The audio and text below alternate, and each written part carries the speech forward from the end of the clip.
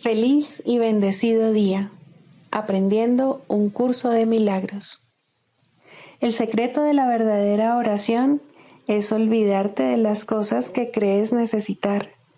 Pedir algo específico es igual que ver el pecado primero y luego perdonarlo.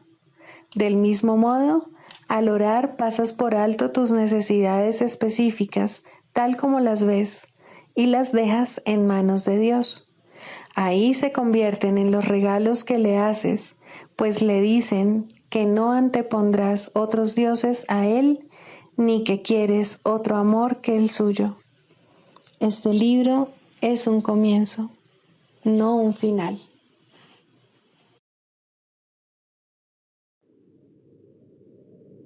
Del prefacio que postula, párrafo 9.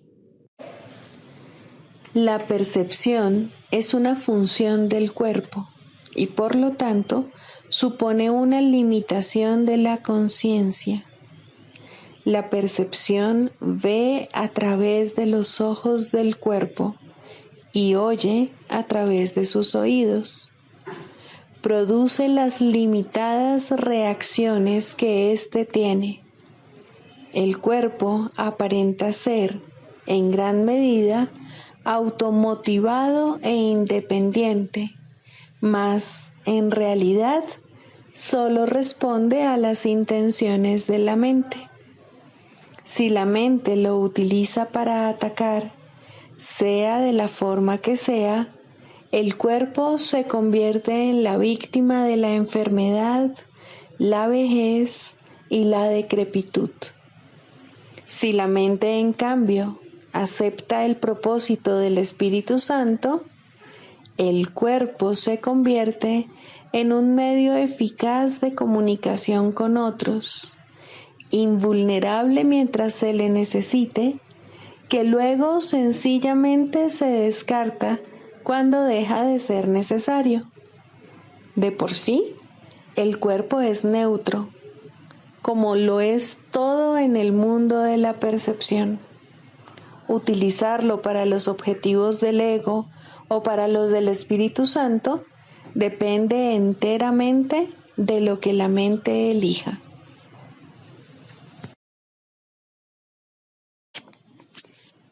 Introducción. Este es un curso de milagros. Es un curso obligatorio. Solo el momento en que decides tomarlo es voluntario. Tener libre albedrío no quiere decir que tú mismo puedas establecer el plan de estudios. Significa únicamente que puedes elegir lo que quieres aprender en cualquier momento dado. Este curso no pretende enseñar el significado del amor, pues eso está más allá de lo que se puede enseñar. Pretende, no obstante, despejar los obstáculos que impiden experimentar la presencia del amor, el cual es tu herencia natural. Lo opuesto al amor es el miedo, pero aquello que todo lo abarca no puede tener opuestos.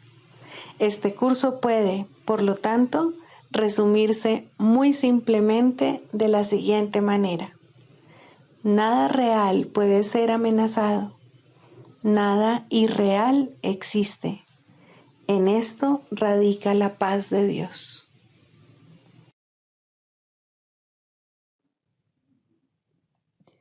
Capítulo 1.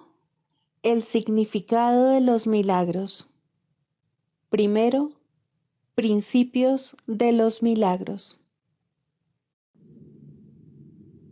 Principio 15. Todos los días deberían consagrarse a los milagros. El propósito del tiempo es que aprendas a usarlo de forma constructiva. El tiempo es, por lo tanto, un recurso de enseñanza y un medio para alcanzar un fin. El tiempo cesará cuando ya no sea útil para facilitar el aprendizaje.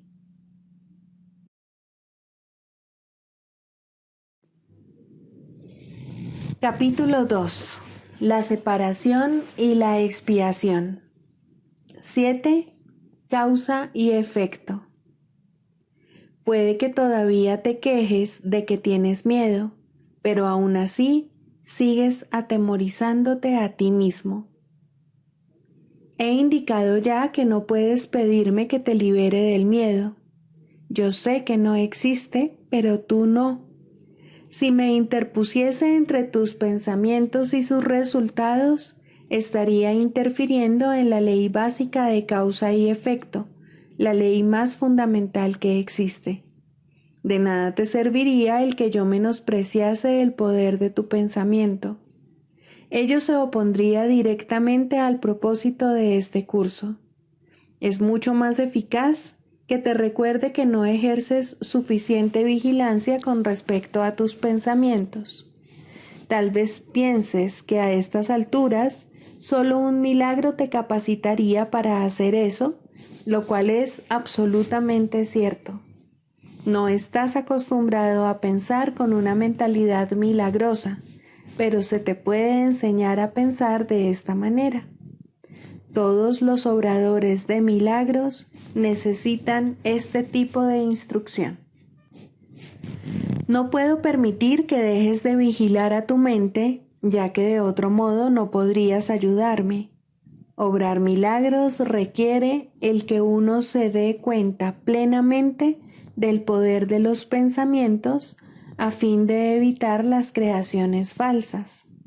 De lo contrario, sería necesario un milagro que rectificase a la mente misma, proceso circular que no propiciaría el colapso del tiempo, que es para lo que el milagro se concibió. El obrador de milagros debe poseer un genuino respeto por la verdadera ley de causa y efecto como condición previa para que se produzca el milagro. Tanto el milagro como el miedo proceden de pensamientos. Si no eres libre de elegir uno, tampoco serás libre de elegir el otro. Al elegir el milagro, rechazas el miedo, aunque solo sea temporalmente. Te has sentido temeroso de todo el mundo y de todas las cosas. Tienes miedo de Dios, de mí y de ti mismo. Nos has percibido erróneamente o creado falsamente y crees en lo que has fabricado. No habrías podido hacer nada de eso si no hubieses tenido miedo de tus propios pensamientos. Los temerosos no pueden sino crear falsamente, puesto que perciben erróneamente la creación. Cuando creas falsamente, no puedes sino sufrir. El principio de causa y efecto se convierte ahora en un verdadero catalizador, aunque solo sea temporalmente. En realidad, causa es un término que le corresponde propiamente a Dios, y su efecto es su Hijo. Esto supone una serie de relaciones de causa y efecto completamente diferentes de las que tú introduces en tus creaciones falsas. El conflicto fundamental en este mundo es, pues, entre la creación y la creación falsa. Todo miedo está implícito en la segunda y todo amor en la primera. El conflicto es, por lo tanto, entre el amor y el miedo. Ya hemos dicho que crees que no puedes controlar el miedo porque tú mismo lo inventaste y tu creencia en él parece ponerlo fuera de tu control. Sin embargo, todo intento de resolver el error tratando de dominar el miedo es inútil. De hecho, eso no hace más que corroborar su poder al asumir que necesita ser dominado. La verdadera solución descansa enteramente en alcanzar el dominio por medio del amor. En el ínterin, no obstante, la sensación de conflicto es inevitable, ya que te has colocado a ti mismo en una posición en la que crees en el poder de algo que no existe. La nada y el todo no pueden coexistir. Creer en uno es negar el otro. El miedo no es nada realmente y el amor lo es todo. Siempre que la luz irrumpe en la obscuridad desaparece. Lo que tú crees es cierto para ti. En este sentido, la separación ha ocurrido, y negarlo sería utilizar incorrectamente la negación. Concentrarse en el error, no obstante, no es más que otro error. El procedimiento correctivo inicial consiste en reconocer temporalmente que hay un problema, mas solo como señal de que tiene que ser corregido de inmediato.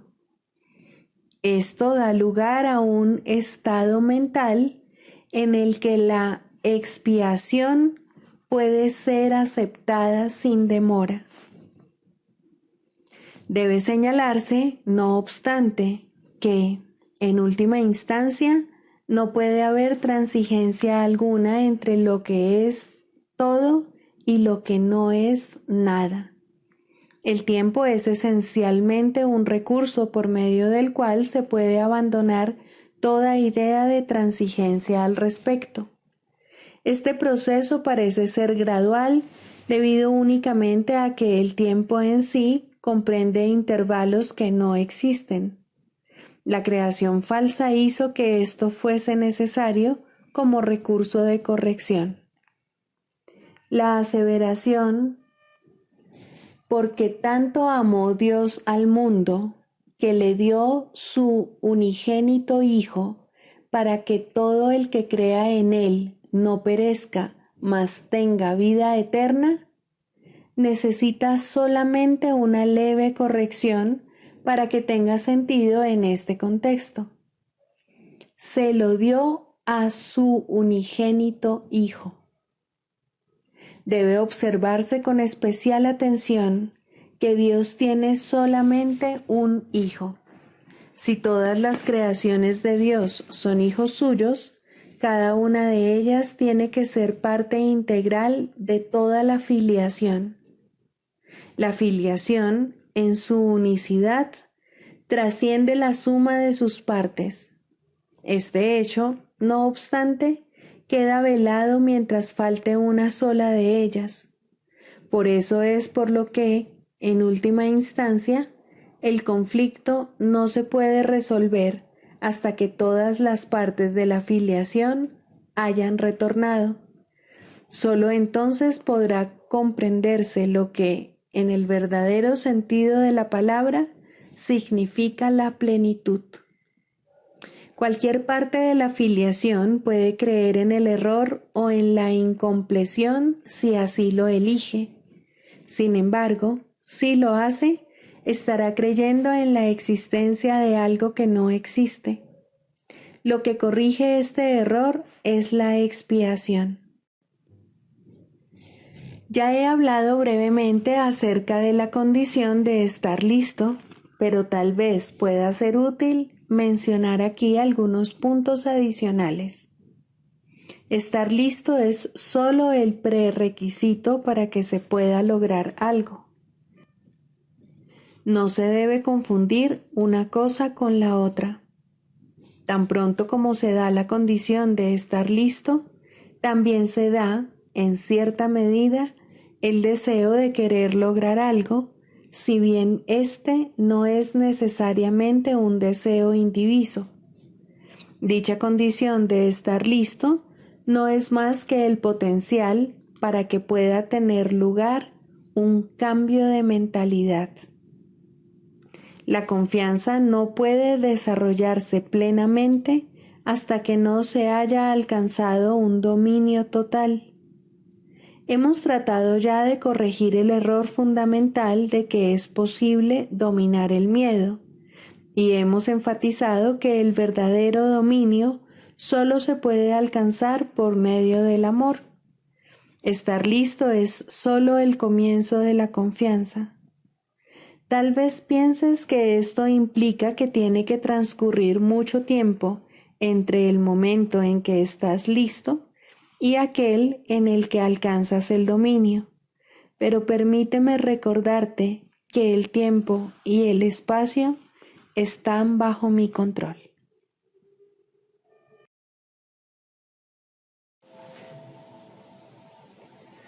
Libro de ejercicios, lección 88.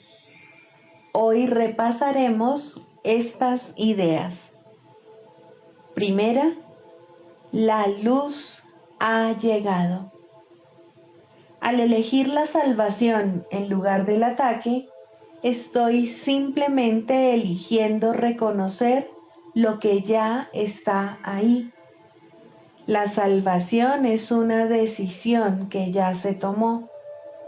El ataque y los resentimientos no existen como opciones. Por eso es por lo que siempre elijo entre la verdad y la ilusión, entre lo que está ahí y lo que no está ahí. La luz ha llegado. Solamente puedo elegir la luz porque no hay otra alternativa.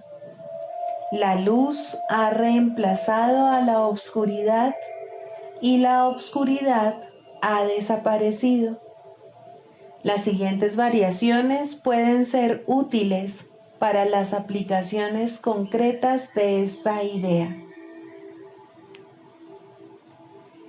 Esto no puede mostrarme la oscuridad, pues la luz ha llegado.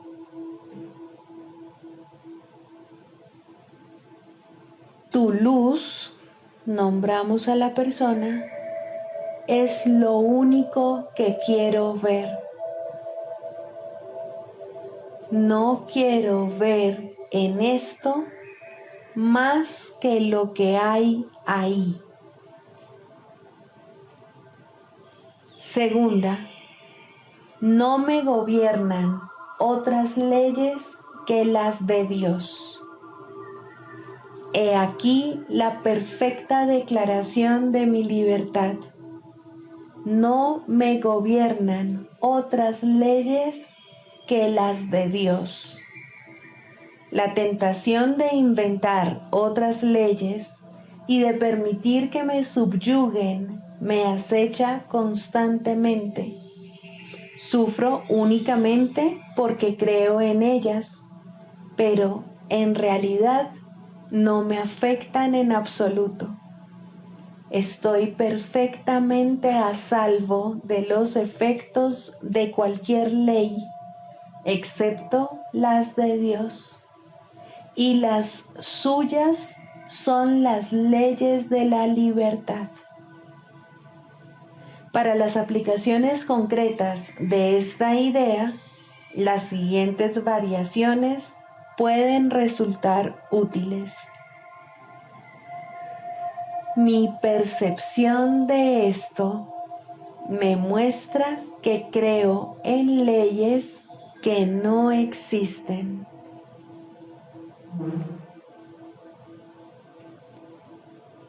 Veo únicamente las leyes de Dios operando en esto.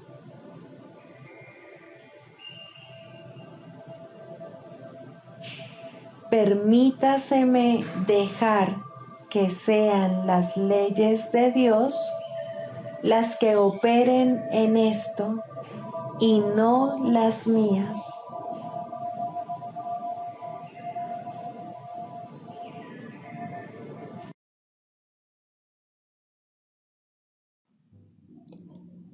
Manual para el maestro, características de los maestros de Dios. Fe. El grado de fe de un maestro de Dios indica cuán avanzado se encuentra en su programa de estudios. ¿Pone en práctica este aprendizaje solo en algunos aspectos de su vida mientras mantiene otros aparte? De ser así, su progreso es lento y su confianza aún no se ha arraigado firmemente. La fe es la confianza que el Maestro de Dios tiene de que la palabra de Dios ha de resolver todas las cosas perfectamente, no solo algunas, sino todas. Comienza generalmente poniendo su fe en la resolución de solo algunos problemas, manteniéndola así cuidadosamente restringida por un tiempo. Someter todos los problemas a una sola respuesta es invertir completamente la manera de pensar del mundo, y solo eso es fe. Ninguna otra cosa merece que se le llame por ese nombre. Con todo, vale la pena lograr cada avance, por pequeño que sea. Estar dispuesto, como indica el texto, no quiere decir que se haya alcanzado la maestría. La verdadera fe, sin embargo, no se desvía. Al ser consistente, es completamente honesta. Al ser firme, goza de absoluta confianza. Al estar basada en la ausencia de temor, es mansa. Al gozar de certeza, rebosa júbilo. Y al tener confianza, es tolerante. La fe, por lo tanto, encierra en sí todos los demás atributos de los maestros de Dios y entraña la aceptación de la palabra de Dios y de la definición que Él tiene de su Hijo. Hacia ellas es a donde la fe, en el verdadero sentido de la palabra, siempre se dirige.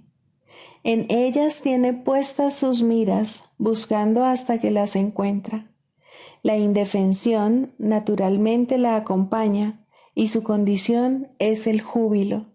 Y una vez que las encuentra, descansa con sosegada certeza solo en aquello que es digno de toda fe.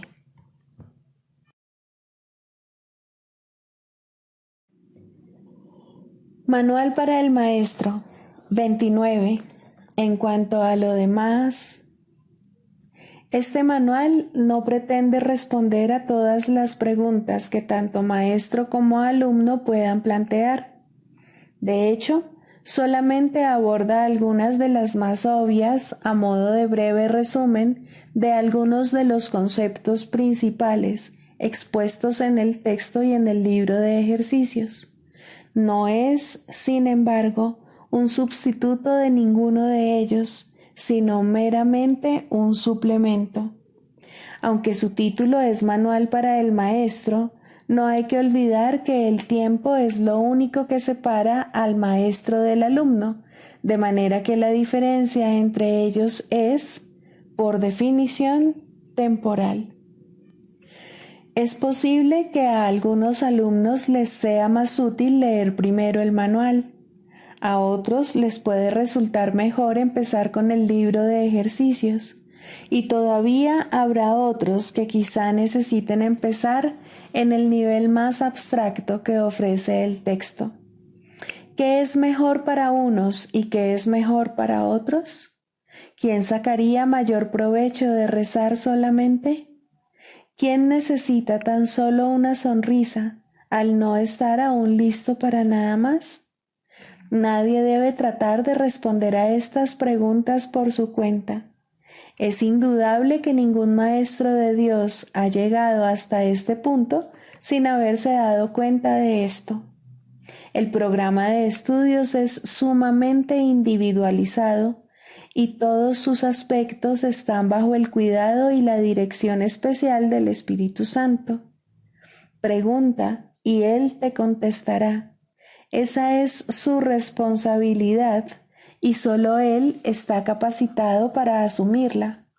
Responder es su función. Dirigirle a Él tus preguntas es la tuya. ¿Querrías ser responsable de decisiones sobre cuyos antecedentes entiendes tan poco?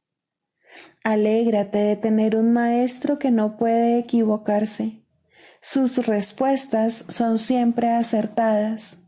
¿Podrías tú decir lo mismo de las tuyas? Hay otra ventaja, y muy importante por cierto, en poner en manos del Espíritu Santo todas las decisiones cada vez más. Aunque su importancia es obvia, tal vez no hayas pensado en este aspecto. Seguir las directrices del Espíritu Santo es permitirte a ti mismo quedar absuelto de toda culpa. Es la esencia de la expiación, el núcleo central del programa de estudios. La imaginaria usurpación de funciones que no te corresponden es la causa del miedo. El mundo que ves refleja la ilusión de que has usurpado una función que no te corresponde, haciendo que el miedo sea algo inevitable. Devolver dicha función a quien le corresponde es, por lo tanto, la manera de escapar del miedo. Y esto es lo que hace posible que el recuerdo del amor retorne a ti. No pienses, entonces, que necesitas seguir la dirección del Espíritu Santo solo por razón de tus propias insuficiencias. Necesitas seguirlas porque es la manera de escaparte del infierno. He aquí de nuevo la paradoja a la que frecuentemente se hace referencia en el curso. Decir, no puedo hacer nada por mi cuenta, es ganar todo poder. Esto, sin embargo, no es más que una aparente paradoja. Tal como Dios te creó, dispones de todo poder. La imagen que has forjado de ti mismo no tiene ninguno. El Espíritu Santo conoce la verdad acerca de ti. La imagen que tú has forjado no. Sin embargo, a pesar de su obvia y absoluta ignorancia, dicha imagen asume que lo sabe todo porque tú le has infundido esa creencia. Eso es lo que enseñas y lo que enseña el mundo que se fabricó para perpetuar su existencia. Mas el maestro que conoce la verdad no se ha olvidado de la verdad. Sus decisiones benefician a todos por igual al estar totalmente desprovistas de ataque. Y son, por lo tanto, incapaces de generar culpabilidad. Aquel que asume un poder que no posee se está engañando a sí mismo. Sin embargo, aceptar el poder que Dios le ha dado no es sino reconocer a su Creador y aceptar sus dones. Y sus dones no tienen límite. Pedirle al Espíritu Santo que decida por ti es simplemente aceptar tu verdadera herencia. ¿Quiere esto decir que no puedes decir nada sin consultárselo a Él? Por supuesto que no. Eso no sería en modo alguno práctico y el enfoque de este curso es primordialmente práctico.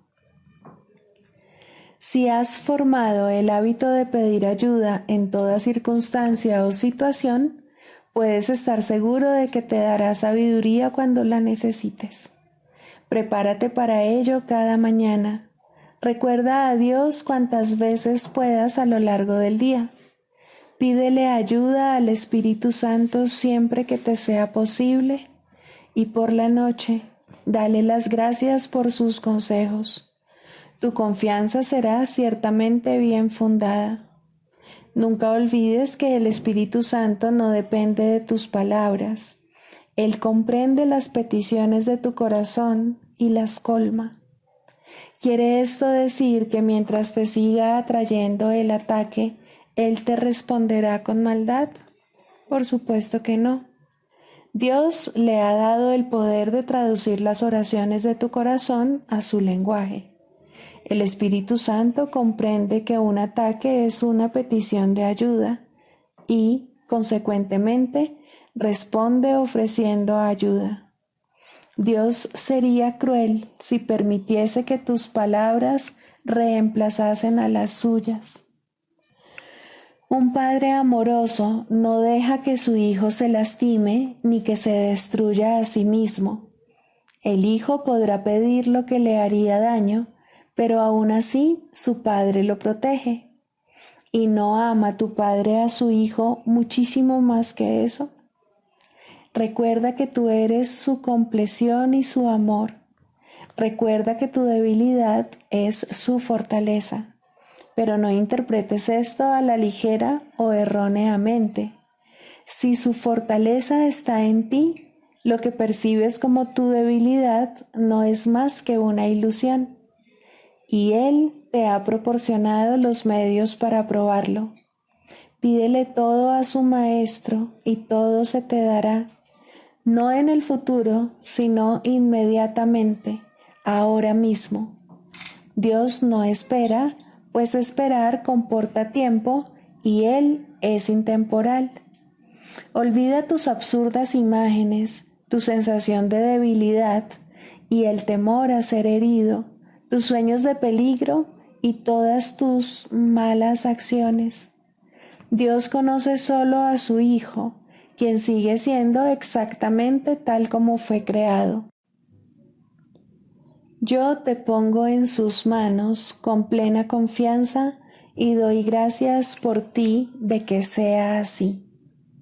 Y ahora, bendito seas en todo lo que hagas. Dios te pide ayuda para salvar el mundo. Maestro de Dios, Él te ofrece su gratitud y el mundo entero queda en silencio ante la gracia del Padre que traes contigo. Tú eres el Hijo que Él ama y te es dado ser el medio a través del cual su voz se oye por todo el mundo, para poner fin a todo lo temporal, para acabar con la visión de todo lo visible y para deshacer todas las cosas cambiantes. A través de ti se anuncia un mundo que, aunque no se ve ni se oye, está realmente ahí. Santo eres, y en tu luz el mundo refleja tu santidad, pues no estás solo y sin amigos. Doy gracias por ti y me uno a tus esfuerzos en nombre de Dios, sabiendo que también lo son en mi nombre y en el nombre de todos aquellos que junto conmigo se dirigen hacia Dios. Amén.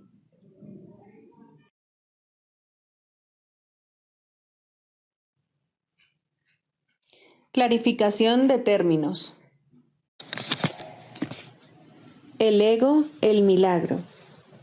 Las ilusiones no perdurarán. Su final es indudable y eso es lo único que es seguro en su mundo. Por eso es por lo que es el mundo del ego. ¿Qué es el ego? El ego no es más que un sueño de lo que en realidad eres. Un pensamiento de que estás separado de tu creador y un deseo de ser lo que él no creó. El ego es un producto de la locura, no de la realidad.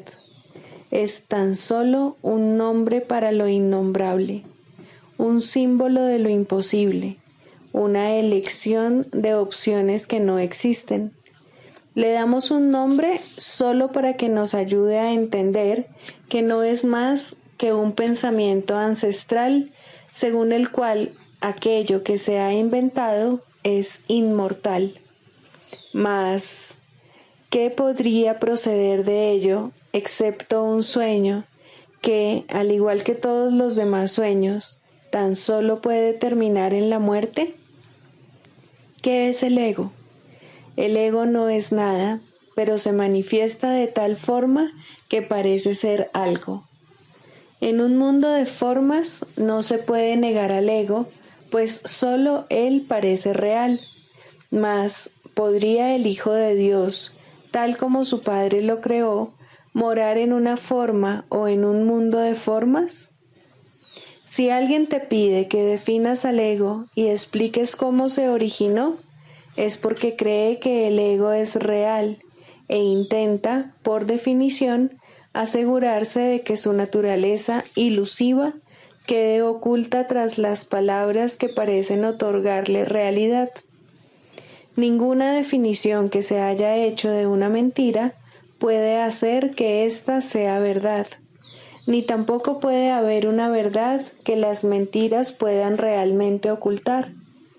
La irrealidad del ego no se niega con palabras, ni su significado se vuelve claro por el hecho de que su naturaleza parezca tener una forma. ¿Quién puede definir lo indefinible? Sin embargo, incluso para esto hay una respuesta. No podemos formular realmente una definición de lo que es el ego, pero sí podemos decir lo que no es.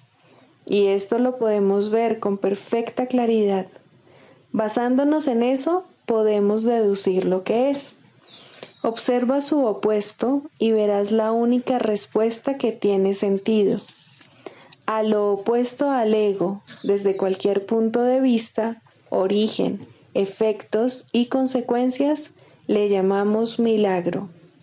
En él encontramos todo lo que no tiene que ver con el ego en este mundo. El milagro es lo opuesto al ego, y solo en él podemos observar lo que era el ego, pues en él vemos lo que éste aparentemente hacía, y la causa y sus efectos no pueden sino seguir siendo una misma cosa. Donde antes había obscuridad, ahora veremos luz. ¿Qué es el ego? Lo que antes era la obscuridad. ¿Dónde está el ego? Donde antes estaba la oscuridad. ¿Qué es ahora y dónde puede encontrársele? No es nada y no se le puede encontrar en ninguna parte. Ahora la luz ha llegado y su opuesto se ha ido sin dejar ni rastro. Donde antes había maldad, ahora hay santidad. ¿Qué es el ego? Lo que antes era maldad. ¿Dónde está el ego? En una pesadilla que solo parecía ser real mientras la estabas soñando. Donde antes había crucifixión, ahora está el Hijo de Dios. ¿Qué es el ego? ¿Quién tiene necesidad de preguntar? ¿Dónde está el ego? ¿Quién necesita ir en busca de ilusiones ahora que los sueños han desaparecido? ¿Qué es un milagro? Un milagro es un sueño también, pero si observas todos los aspectos de ese sueño, jamás volverás a dudar. Observa el bondadoso mundo que se extiende ante ti mientras caminas envuelto en mansedumbre. Observa a los ayudantes que encuentras a lo largo del camino que recorres, felices ante la certeza del cielo y la garantía de paz. Y observa también, por un instante, lo que por fin dejaste atrás y finalmente pasaste de largo. Esto es lo que era el ego, el odio cruel, la necesidad de venganza y los gritos de dolor, el miedo a la muerte y el deseo de matar, la ilusión de no tener hermanos y el yo que parecía estar solo en el universo. El milagro corrige este terrible error con respecto a ti mismo, con la misma dulzura con la que una madre amorosa adormece con su canto a su criatura. ¿No preferirías escuchar un canto así? ¿No contestaría ese canto todo lo que pensabas preguntar, haciendo incluso que la pregunta dejase de tener sentido? Tus preguntas no tienen respuesta, ya que han sido planteadas para acallar la voz de Dios, la cual nos hace a todos una sola pregunta. ¿Estás listo ya para ayudarme a salvar el mundo? Pregunta esto en vez de preguntar qué es el ego, y verás un súbito resplandor envolver al mundo que el ego fabricó. Ahora no se le niega a nadie ningún milagro. El mundo se ha salvado de todo lo que tú pensabas que era, y lo que es ha sido siempre absolutamente puro y jamás ha sido condenado. El milagro perdona, el ego condena. No se necesita ninguna otra definición para ninguno de ellos excepto esta. Mas, ¿qué definición podría ser más cierta o estar más a tono con lo que es la salvación? Con esto, el problema y la respuesta se llevan una al lado del otro, y al estar finalmente juntos, la elección es obvia. ¿Quién elegiría el infierno de reconocer que eso es lo que está eligiendo? ¿Y quién no seguiría adelante un poco más cuando le ha sido dado comprender que el camino es corto y que el cielo es su meta?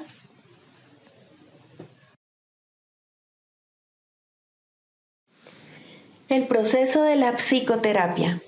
Sexto, la definición de la curación. El proceso de la psicoterapia se puede definir, entonces, simplemente como perdón, pues ninguna curación puede ser otra cosa. Los que no perdonan están enfermos, pues creen que ellos no han sido perdonados. El aferrarse a la culpa, ceñirla estrechamente y ofrecerle refugio, protegerla amorosamente y estar alerta para defenderla, no es otra cosa que una implacable negativa a perdonar. Dios no puede entrar aquí, repiten los enfermos una y otra vez, mientras lamentan su pérdida, y, sin embargo, encuentran deleite en ella. La curación tiene lugar una vez que el paciente comienza a oír el canto fúnebre que entona y cuestiona su validez. Hasta que no lo oye, no puede entender que es él quien se lo canta a sí mismo. Oírlo es el primer paso de la recuperación. Cuestionarlo, entonces, debe ser su elección. Hay una tendencia, y muy fuerte por cierto, a oír este canto de muerte solo por un instante y a descartarlo sin haberlo corregido. Estas fugaces tomas de conciencia representan las muchas oportunidades que literalmente se nos brindan para cambiar de melodía. En su lugar podemos oír el sonido de la curación, pero antes debe surgir la voluntad de cuestionar la realidad del canto de condenación. Las extrañas distorsiones que de manera inextricable están entretejidas dentro del concepto del yo, que en sí no es más que la pseudocreación, hacen que ese feo sonido parezca realmente hermoso. Mas, en lugar de esos estrepitosos y desagradables chillidos, podría oírse el ritmo del universo, el cántico del ángel heraldo y otros más. El oído traduce, no oye. El ojo reproduce, no ve. La tarea de ambos es hacer agradable aquello que se invoca, por muy desagradable que pueda ser. Responden a las decisiones de la mente, reproduciendo sus deseos y traduciéndolos a formas aceptables y placenteras. A veces, el pensamiento que hay tras la forma se deja entrever, pero solo por un momento, y la mente se asusta y comienza a dudar de su cordura, mas no permite que sus esclavos cambien las formas que contemplan ni los sonidos que oyen. Estos constituyen sus remedios, sus protectores contra la demencia. Estos testimonios que los sentidos ofrecen tienen un solo propósito: justificar el ataque y de esta manera conservar la falta de perdón sin que se reconozca como tal. Cuando se la ve sin disfraz, resulta intolerable.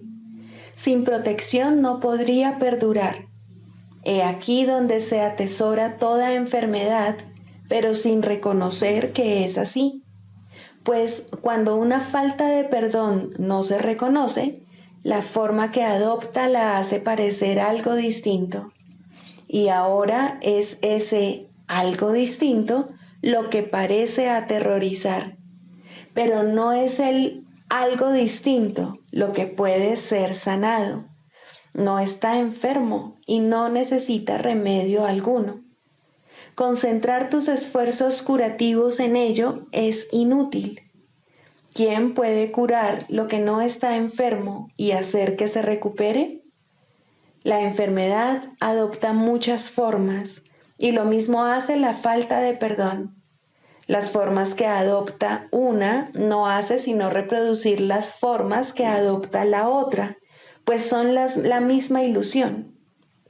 Tan fielmente la una se traduce a la otra, que un estudio riguroso de la forma que adopta una enfermedad revela claramente la forma de falta de perdón que representa. No obstante, ver esto no produce una curación. Esta se logra mediante un solo reconocimiento, que únicamente el perdón cura una falta de perdón y que solo una falta de perdón puede ser el origen de cualquier clase de enfermedad. Darse cuenta de esto es la meta final de la psicoterapia. ¿Cómo se alcanza? El terapeuta ve en el paciente todo aquello que él no se ha perdonado a sí mismo y de esta manera se le da otra oportunidad de verlo, reevaluarlo y perdonarlo. Cuando esto ocurre, ve sus pecados desaparecer en un pasado que ya no está aquí. Hasta que no lo haga, no podrá sino pensar que el mal lo asedia aquí y ahora. El paciente es la pantalla sobre la que el terapeuta proyecta sus pecados y esto le permite poder deshacerse de ellos. Mas si conserva un pequeño aspecto del pecado que esté percibiendo, su liberación es parcial y no está asegurada. Nadie se cura solo. Este es el feliz canto que la salvación entona a todo aquel que oye su voz. Nunca serán suficientes las veces que esta afirmación deba ser recordada por todos aquellos que se consideran terapeutas. No hay otra manera de ver a sus pacientes salvo como los portadores del perdón, pues son ellos quienes vienen a demostrarles su impecabilidad ante ojos que aún creen que el pecado existe y que se puede ver. Mas la prueba de la impecabilidad, vista en el paciente y aceptada en el terapeuta, ofrece a la mente de ambos un convenio en el que se encuentran, se unen y se hacen uno.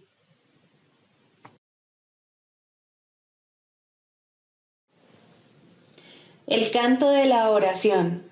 3. La curación. Introducción. La oración tiene ayudantes y testigos que hacen más llevadero y seguro el empinado ascenso, aliviando el dolor causado por el miedo y ofreciendo consuelo y promesas de esperanza. Testigo del perdón y ayudante en la oración, dadora de la certeza de que finalmente alcanzarás la meta, eso es la curación.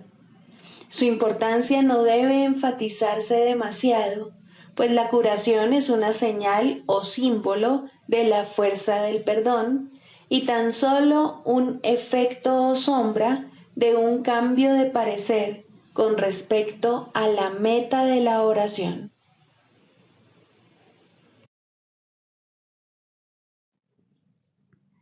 Sigamos a Jesús haciendo del perdón algo tan natural como respirar y algo tan vital como el aire. Amén.